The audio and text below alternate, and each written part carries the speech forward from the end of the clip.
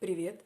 Тема «Батавская революция». Батавская революция была временем политических, социальных и культурных потрясений в конце XVIII века, которые знаменовали конец Голландской республики и провозглашение Батавской республики. Период голландской истории, последовавший за революцией, называется Батавско-французской эрой.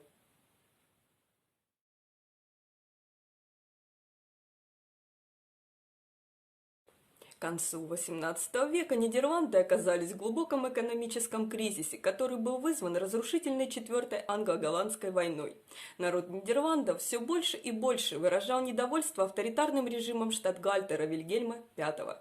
Это привело к формированию голландских патриотов мелким голландским дворянином по имени Капелен Тот ден Пол Йоан Дерк ван дер. Они стремились уменьшить количество власти, принадлежащей штатгальтеру. В дальнейшем возникло разделение между оранжистами, которые поддерживали штатгальтера, и патриотами, которые, вдохновленные идеалами просвещения, желали более демократического правительства и более равноправного общества. Патриоты заручились поддержкой большинства представителей среднего класса и основали ополчение из вооруженных гражданских лиц, которым в период с 1783 по 1787 год удалось захватить несколько городов и регионов в попытке провести новые выборы. В 1785 году штатгальтер Вильгельм V бежал из своего дворца. Когда 28 июня 1787 года принцесса Вильгельмина была остановлена патриотическим ополчением, она обратилась за помощью к своему брату Фридриху Вильгельму II. 13 сентября прусская армия численностью 20 тысяч, по другим источникам 26 тысяч, под командованием герцога Брауншвейгского пересекла границу, и когда прусаки прибыли, почти никакого реального сопротивления не было, власть Вильгельма V была восстановлена. В общем, штатгальтер вернулся. Однако патриоты продолжали призывать граждан противостоять правительству, распространяя брошюры, создавая патриотические клубы и проводя публичные демонстрации. Правительство отвечало разграблением городов, где сосредотачивалась оппозиция. Большинство патриотов отправились в изгнание во Францию, в то время как оранжисты укрепили свою власть в голландском правительстве главным образом через великого пенсионария Шпигеля.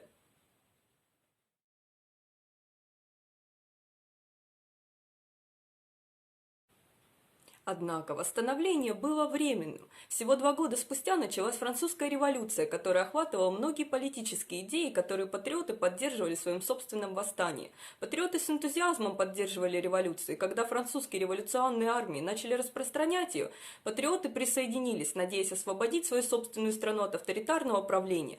Штатгальтер присоединился к войне Первой коалиции. Военные действия начались с объявления Франции в 1792 году войны Австрии, добивавшейся реставрации во Франции монархии.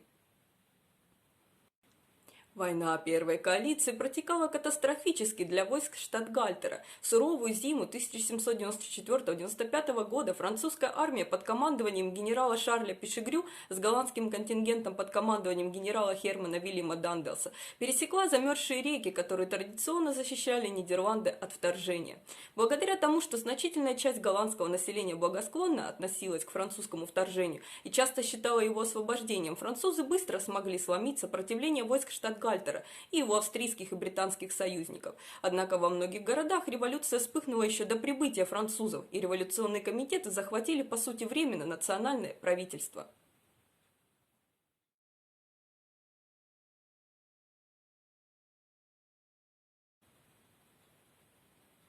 Батавская революция завершилась провозглашением Батавской республики в 1795 году.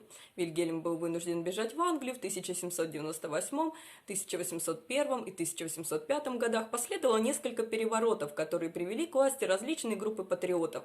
Хотя французы представляли себя освободителями, многие с этим не соглашались. Батавская республика прекратила свое существование в 1806 году, когда было основано королевство Голландии, а брат Наполеона Луи Бонапарт стал королем Голландии. В 1813 году Нидерланды восстановили свою независимость.